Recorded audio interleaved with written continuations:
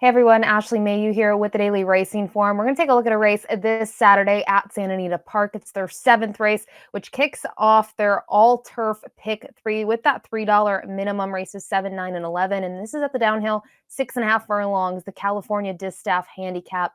Filly and mare turf sprinters in the spotlight here, in a field of 7 will go postward. And just looking at the slate here, the two horses that are, the favorite and second choice on the morning line will start next to each other. The 5, Rose Dawson, and the 6, Rose Maddox. We also see the number 3, Ultimate High, in the field. And it's a wide open event. Several horses in here are getting back on the turf for the first time, or they're cutting back. And I think a big thing we'll see here in a moment with the time form pace projections is there's not a ton of pace in here. Organic, a 3-year-old filly going against these older seasoned mares, looks like she could get loose here. And while you look at, she does have a win at 6.5 furlongs, it wasn't on the downhill, and the downhill is a very particular course. But to me, she's a little intriguing. I know she's a young filly facing these olders, but she could be lonely here early on. You can also see the 7 from the outside could be involved. She's been pretty close in her efforts 2 and 3 back, more specifically 2 back on the turf course going long at Del Mar. So a very interesting race from a pace perspective and just looking at the field. And speaking of Organic, we'll kick it off with her.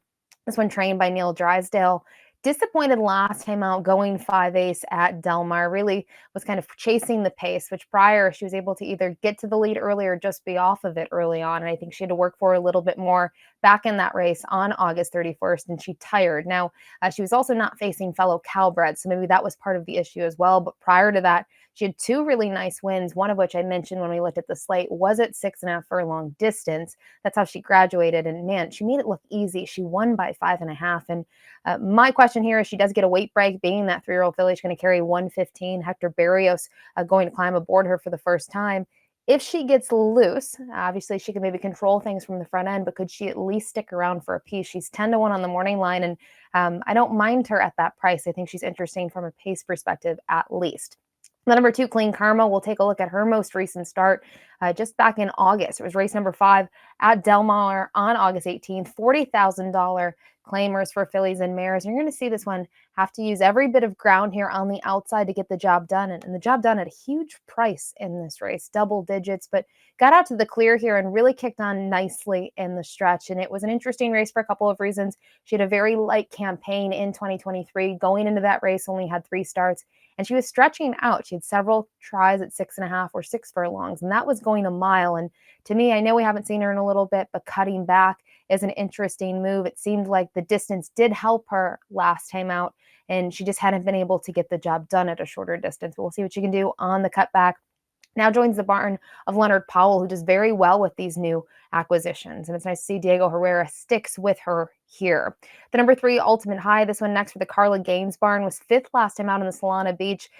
Really just didn't make much of an impact. Split that field mid-pack early on, and I just thought was a pretty even, okay performance throughout. You would have liked to seen more in the stretch, especially considering how nicely she was able to win 2 starts back. But the big thing for her, another one that's going to cut back in distance. It's been a while since we've seen her at 6.5, but at Santa Anita, she's done very well on the turf course, and her last try on the downhill was a 2nd place finish in a first level allowance, and I think was a decent field. It was a very big field, but it was way back earlier this year at the end of April. Umberto Rispoli was aboard for that most recent win, is going to team up with her again.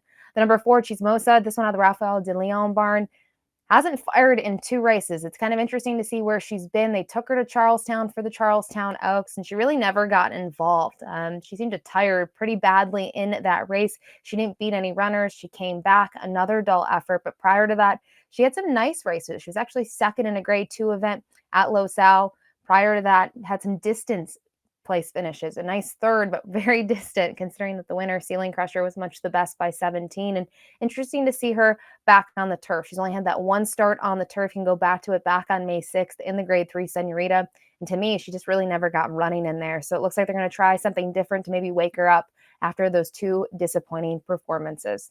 The number 5, Rose Dawson, has recently been back in the barn of Phil D'Amato and was a 5-length winner last time out, going 6.5 furlongs at Los Alamitos Racecourse. And in terms of trip, I thought this one got a really great ride and made things look easy. I don't really think she was being truly asked upon in that race when she drew clear by 5, and it was a nice form reversal. I mean, you go down the page, she had a lot of dull performances where she just wasn't firing, and obviously her only other win, I should say, in recent times, wasn't really that recent. It was back in January of 2022. It was right after she graduated with that maiden special weight victory. She won the Cal Cup Oaks, and that was a tremendous race. It was on the turf. She had to circle basically the entire field, but got up in time. And I think looking at her turf races, she does have some solid turf efforts, excuse me. And I think with a win under her belt, now on the surface change for the Red Hot D'Amato barn, who I say red hot, they're not having a great meet right now at Santa Anita, but if you go back to Del Mar, they had a very strong meet. I do think we're going to see an improved performance from her, especially with that confidence boosting effort. The number 6, Rose Maddox, to her outside. This one under the Steve Miotti barn. We'll take a look at her most recent effort, which was a second place finish here. There's a bunch of grays on the screen. Look at the gray on the outside from post 8. Going to get to the outside. He's been able to kick on pretty nicely here, going a mile on the turf course to claim second in the end. And I think she's cruising pretty nicely. She just can't get to the winner in here. And ends up missing by a length and a quarter. I thought it was a good effort. She is going to cut back in distance, and looking at her last several turf efforts, she's needed all the ground that she's gotten. But in the past, they've tried her at 6.5. She hasn't had too much success, just that one effort. And I wonder from a class perspective if that's enough here. I mean, you look at some of these horses, they are jumping up or they're switching surfaces. She has faced some nice competition on the grass in the past. And then the horse on the outside, we'll wrap it up with the 7 here. This is a filly, a 4-year-old daughter of Shaman Ghost, who's tried the turf a couple of times, has had success. Actually, both of her wins have been on the grass. Most recently, back on May 26th at Santa Anita, going a flat mile, she was able to win quite nicely and got a nice trip where she was able to sit just off the pace. And I think when we looked at the time form pace projections, she's the sort of filly that she could potentially be close to the pace. I believe in time form, they have her maybe second early on. I could see that. She has the outside draw. She should be able to get a good position and save some ground. And she has enough early foot, I think, to secure a good position early on. But she's a big price in here. She's certainly going to need to show more than she did last time out, and even 2 starts back. Rose Maddox was second in that race, and this one was just 4th best. So an interesting edition of the California Distaff handicap. And when I looked at this, I kind of liked Organic from a pace perspective. I just don't know if the 3-year-old filly can handle these tougher mares. So I did go to the number 5, Rose Dawson, who I mentioned was a very nice winner last time out. I know it was on the dirt, but Phil D'Amato, very familiar with this filly, had her earlier on in her career, and she's fired some really nice turf races for the barn. So I'm counting on her in this spot. I do use Organic in second. I just think when there's a race with not a ton of pace, you have to look to the pace horses to at least get a piece. And then I use the 6 underneath as well as the number 3. But for me, I'm looking at the number 5, Rose Dawson, in this year's edition of the California Distaff Handicap. Good luck.